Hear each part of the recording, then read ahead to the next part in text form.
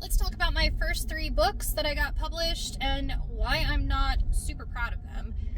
I am, of course, in the car again because I spend most of my life driving around. I work for a podiatry office when I'm not delivering newspapers, and outside of that, I am a single mom to 3 teenagers, so I'm usually doing that. And the car ride to and from my day job is usually the only time that I have to myself. So let's talk books. Why I'm not super proud of the books that I published during my marriage. The worst part about it is I am actually super proud that I got 3 books published. I managed to do it with my ex-husband telling me that I would never get it done, that I would never be able to complete them, which I did, and that they were never going to go anywhere, which was kind of true. He was a little bit right on that, but it's a story in and of itself.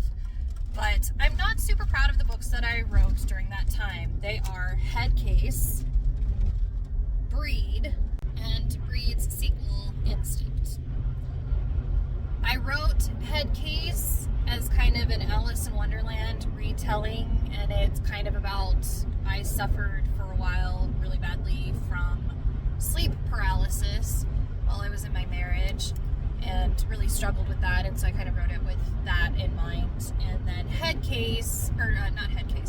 then Breed and Instinct are about a pre-apocalyptic world and what would happen, what the government would do if we suspected that humans would not survive, or that very few humans would survive.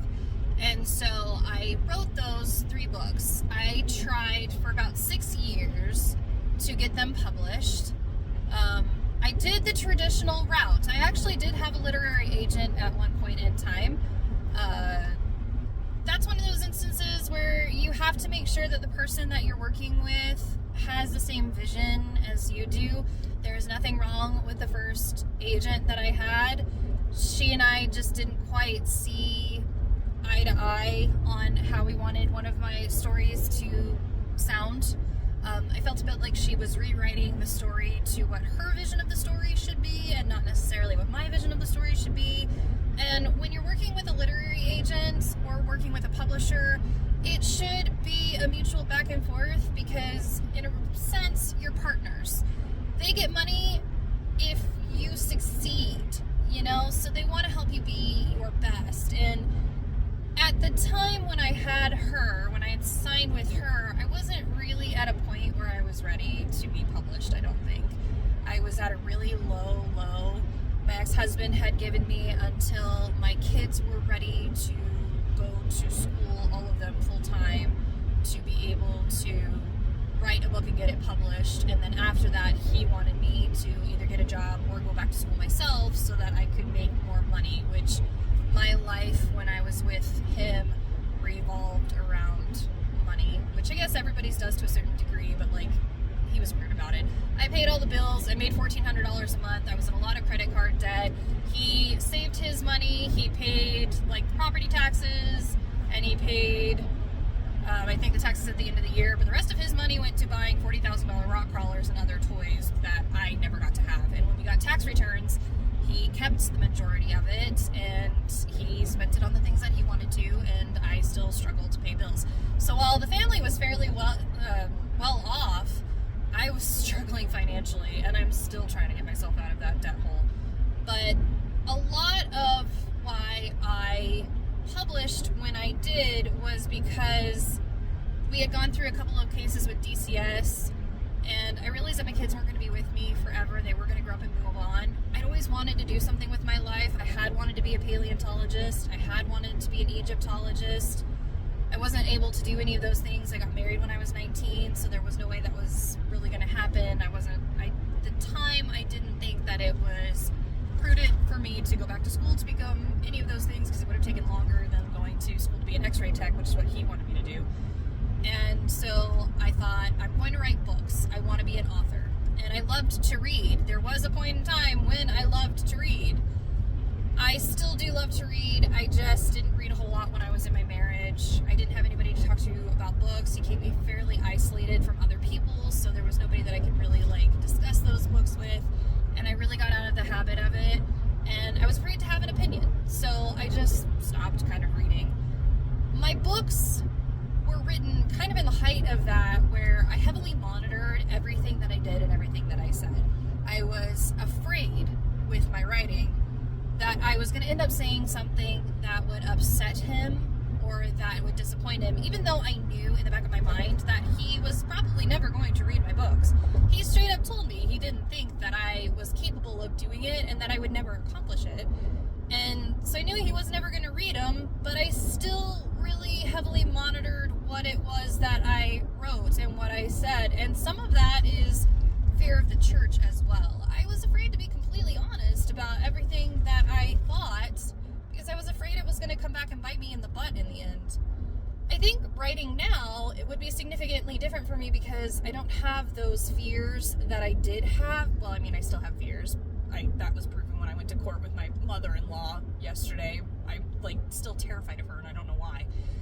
But I don't have the level of fear of saying the things that I think as I did when I was married to my ex-husband, because what are the consequences if I do say what I think? I mean, he's not going to hate me. He's already divorced me. In fact, he's deceased now, so there's really no consequences. And so I wrote those books heavily monitoring myself. I signed with a small boutique press called Ever 19. I'm so grateful for them for giving me the opportunity and for publishing my books because, truthfully, I didn't think that I would give them published, and it is really cool to see my books published, you know. I regret that I published them at the time that I did because as soon as I got them published, my ex-husband forced me to go to school and took up all my time so that I didn't have time to properly market them. I didn't have time to really be the author and do the things that I really thought and hope I'd be able to do with them. So the books went nowhere, which part of it is my writing. I'm not super proud of the writing in those books. Again, I heavily monitored myself and the things that I said and was afraid to say the things that I wanted to say and write the way that I wanted to write because of the environment that I was in at the time. So moving forward, because I did work for a literary agent for several years reading her slush piles. I did have an agent of my own for a while, and due to the fact that I ran writers group with the American Night Writers Association, I ran their online chapters for a couple of years. I was on the board of directors and helped with the conferences and stuff, which I wasn't able to attend conferences before. I wasn't able to mingle with other authors. I wasn't able to really branch out and really explore being an author and doing the things that you should do if you want to be an author, which is going to conventions or conferences. Well, going to conventions too, talking to other authors, learning about your craft, practicing your craft. I didn't really have the capability at the time to be able to go do that. My ex-husband didn't really like me going anywhere. When I did go anywhere, he texted me 10 minutes into me being gone, wanting to know why I left and when I was coming back and how, told me that he couldn't handle the kids and that I needed to get home. And so I just stopped going places. It was a lot easier to just not. So this time I have a little bit more experience under my belt. I do feel like a slightly different person. I'm not nearly as heavily monitored. I don't watch myself or curb myself as much as I used to. I don't have the level of anxiety that comes with speaking my mind that I used to have when I initially started writing. I do want to pursue writing again in the future if I can ever sit myself down and motivate myself to write again. I do have a hard time motivating myself to get things done right now. Some of it was depression. I was depressed for quite a while after the divorce. I've only been divorced for I think 4 years now, and he was still kind of watching my place, keeping track of who was at my house, being a thorn in my side for a good majority of that. So didn't really get out of the abuse for a while. And now that I'm kind of free of it and I'm starting to be a little bit more independent and a little bit more myself, and I don't have somebody that I'm quite so fearful of all the time, things are changing and I'm getting a little bit stronger in what I think and what I feel and what I want to say. So I do want to revisit writing again. Not super proud of the books that I published, super proud that I accomplished it because it was a goal that I never thought that I would be able to reach. But if I could do it over again and maybe maybe choose different books or maybe improve my writing a bit, I would rather do that. If you want to check them out, they are on Amazon. You can find them on Ever19. They're listed under Nikki Clough.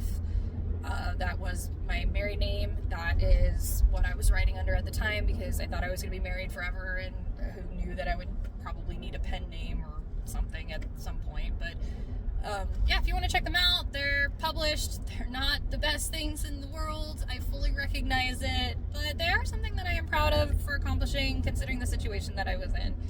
And I don't know, I guess let's see what happens in the future.